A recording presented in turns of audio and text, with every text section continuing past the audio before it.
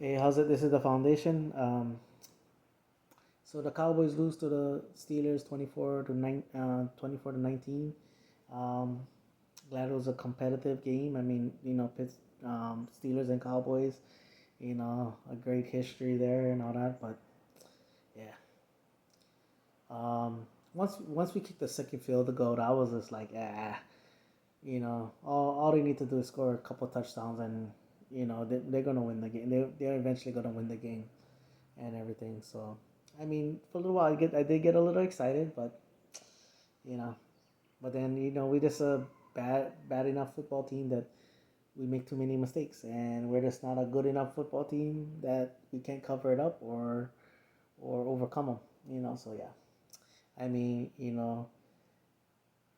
the punt return, the that was, I mean, everybody's feeling good, and then all of a sudden it says, oh, they're gonna push us a little bit further, and all of a sudden it's like, shoots, I bet you I bet you Zeke and Pollard and the offensive line and everybody else is like, man, let's ram it down this throats now, because everybody's hyped, everybody's feeling good about the play.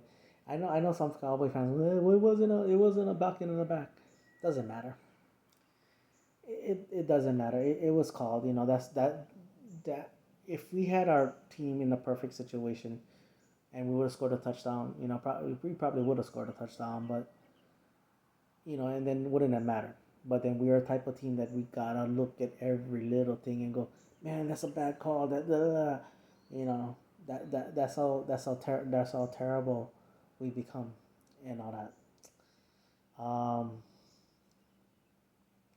but yeah, we was just hoping for points, and then we get the strip sack fumble. As soon as I see the yellow flag, I mean the flag thing come up on the screen, I'm like, oh, Cowboys just gave him a first down, and then the Leighton Van Der Esch one again, you know, while while Van Der Esch, like you like to see that he's standing up to himself and all that, but when you're this bad a football team, it's not about that. It's like, man, you gotta control your temper. You can't be doing that.